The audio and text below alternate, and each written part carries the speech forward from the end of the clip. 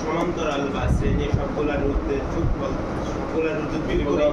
এ বর্তমানে কি কারণে রে এলা ওয়াটে ভুলে গেলাম রে ওয়াটটা গুরুত্বপূর্ণ মানে সবগুলো রোধে পরিবর্তন করে একটা মাত্র রোধে যদি প্রকাশ করে এক্স্যাক্টলি ভেরি গুড এই সবগুলা রোধের পরিবর্তে আমি যে রোধটা ব্যবহার করলে এই রোধগুলা যে কাজ করতেছে ওই রোধটা একই পরিমাণ কাজ করবে ওই রোধটা একই কাজ করবে কি কাজ করবে সেটা হচ্ছে হলো আমি তো খালি রোধটা পরিবর্তন করবো আমি তো আর এইটাকে পরিবর্তন করবো না এই তিনটার পরিবর্তে আমি যে মানের রোধ এখানে ব্যবহার করলে এইখান থেকে এইখানে যে কারেন্টটা বের হচ্ছে সেই পরিমাণ কারেন্ট বের হবে এটা সংখ্যার মধ্যে লেখা থাকে না এটা হলো মানে আসলে বোঝা উচিত কি আসলে সেটা আমি বুঝাচ্ছি এটা কোনো বই লেখা নেই এটা সবাই বলতে পারবে একটু ট্যাগ করে দেওয়া সবাই বলতে পারবে আচ্ছা তো জিনিসটা হচ্ছে হলো যে আলটিমেটলি এখানে তাহলে আমার কি হবে আমরা তো এখানে অভ্যন্তরীণ রোধ ধরি নাই তাহলে এখানে E ইকুয়ালস টু কি হবে I R হবে এটা হলো তুল্য রোধের ইংলিশ কি ইকুইভ্যালেন্ট রেজিস্ট্যান্স ঠিক আছে ইকুইভ্যালেন্ট রেজিস্ট্যান্স এই জন্য এখানে RE ব্যবহার করা হয় তাহলে E equals to I R E এখন এরা হলো শ্রেণী সমবায় আছে শ্রেণী সমবায় থাকার কারণে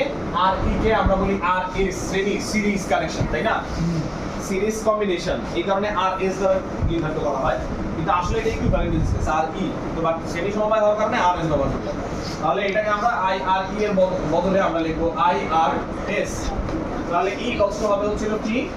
IRS equals to IR1 plus IR2 plus IR3 তাহলে সবার কাছ থেকে কি চলে যাচ্ছে আই কমন আর থাকতেছে কি RS equals to R1 plus R2 plus R কি দেখাইলাম এটা ঠিক আছে স্যার সূত্রের শ্রেণী সমবায়ের সূত্র কিভাবে আসছে সেটা দেখাই আর এটা দেখাইতে যে কিছু বেসিক আলোচনা হইলো যেগুলো আমরা সার্কিট সলভ করতে গেলে বেসিক গুলা লাগবে এই জন্য ঠিক আছে তোমাদের সংখ্যাকে কেন আমি মানি নাই কেন মেহেদিরে আমি মানলাম চিন্তা করবো রাত্রেবেলা মেহেদি আমাকে ভুল দিচ্ছে এখন প্রমাণ হবে যে কেন আমি মেহেদির কথাকে গ্রহণ করছি তোমাদের পার্সিয়াল ডিগ্রি সেটা আমি প্রমাণ করে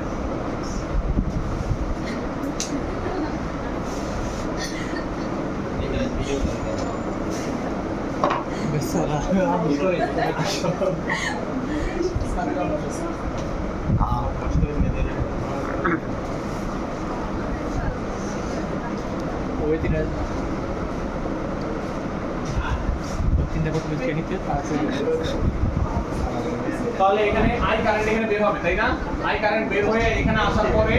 এই আই কারেন্ট কি হবে সবার মধ্যে দিয়ে পাস করবে তাই না তাহলে ওর মধ্যে দিয়েও পাস করবে আই কারেন্ট ওর মধ্যে দিয়েও আই কারেন্ট পাস করবে ওর মধ্যে দিয়েও আই কারেন্ট পাস করবে ঠিক আছে না কথা না তিন মিনিট খালি তো ভাগ হয়ে যাবে ঠিক আছে এটা প্রথমটার মধ্যে আই যাইবো পরে আর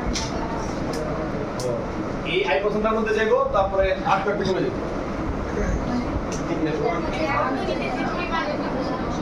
বৃদ্ধি সে আর মানে ওটা চাইবো আর করা এটা হিসাব করব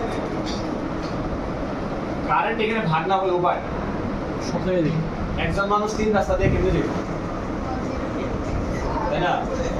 কারেন্ট তো তাহলে টুকরা টুকরা করে দিলে তিন রাস্তা নাম নাকি কারেন্ট তো রাস্তা যেতে পারে কাজে এখানে কারেন্টের ভাগ হইতেই হবে কারেন্ট ভাগ হওয়া মানে এটা না যে এখানে কারেন্ট কমে গেছে তা কিন্তু না যেহেতু রাস্তা তিনটা তা ভাগ হওয়ার সুযোগ আছে এই জন্য ভাগ মানে কারেন্ট ভাগ হইতে পারে এটা কারেন্টের একটা প্রপার্টি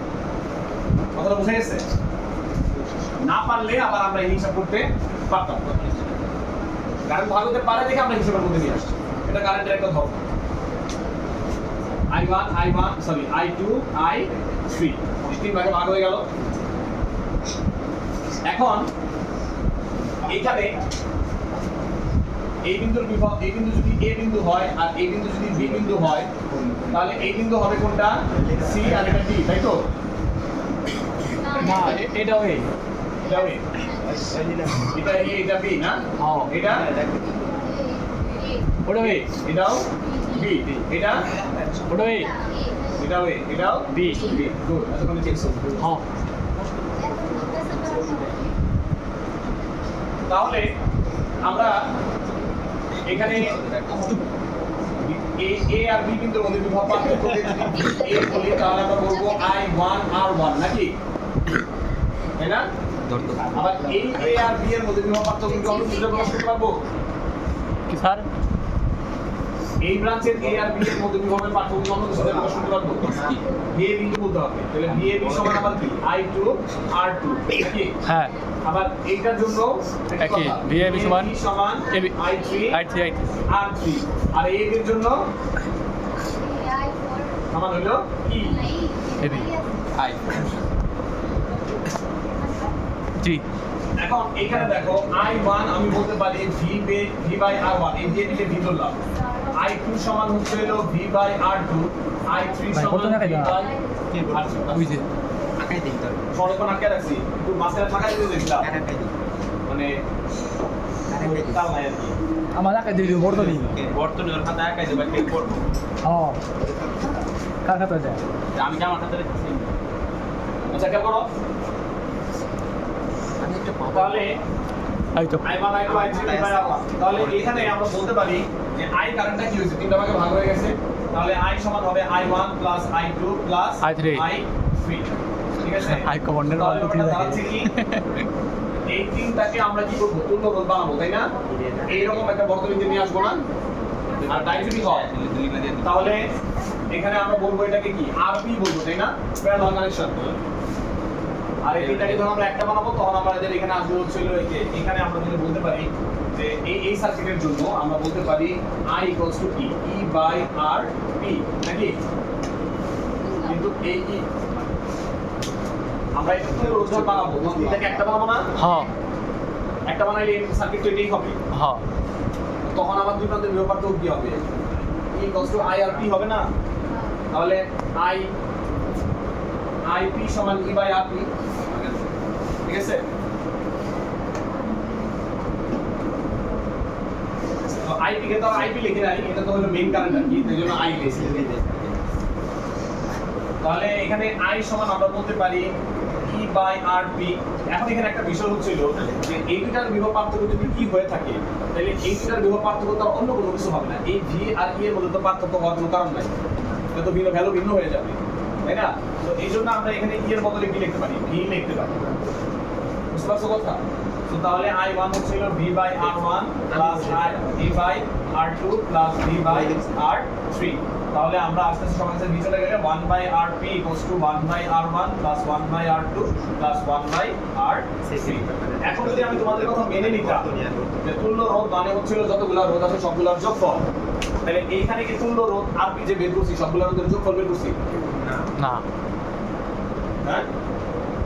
বিয়ে করতে পরিবর্তন ওইখানে নিলে যোগফল বের হচ্ছে এখানে তো যোগফল বের হয় না না সো ক্যালকুলেশনের কারণে এটা কি হয়ে গেছে ভিন্ন হয়ে গেছে ওইটা যদি বলতে পারতাম তাহলে এখানে ক্যালকুলেশনের দরকার হতো না যতবারই আমরা তুল্য রোধ বের করতাম তাহলে সবগুলোর যোগ করতাম আমরা সিস্টেমেটিক্যালি বর্তনীর যে প্রপার্টি কারেন্টের যে প্রপার্টি ভোল্টেজের যে প্রপার্টি এই প্রপার্টিগুলো ব্যবহার করার কারণে আমরা দেখতে পাচ্ছি যে সিরিজ এবং প্যারালাল কম্বিনেশনে কি হয়ে যাচ্ছে তুল্য রোধ বের করার জন্য ভিন্ন ভিন্ন সূত্র আমাকে ব্যবহার করতে হচ্ছে কথাটা বুঝতে পারছো তো এই জন্য ওই শব্দটা বলা যাবে না যে তুল্য রোধ মানে হচ্ছে বর্তনীতে যতগুলো রোধ আছে তাদের সবগুলা কি যোগফল এই কথাটা বলা যাবে না সিরিজের ক্ষেত্রে বলতে পারি আমরা কথা এইভাবে বলবো শ্রেণী সমবায়ের তুল্য রোধ ওই রোধগুলোর যোগফলের সমান তো এমনি স্বাভাবিকভাবে যে কোনো বর্তনীর জন্য আমরা এটা বলতে পারি তো এটা হলো এই জন্য দেখাইলাম যে এখানে আমাদের ক্যালকুলেশন আছে আমরা যখন সার্কিট সলভ করবো তখন এই কনসেপ্টগুলো আমাদের লাগবে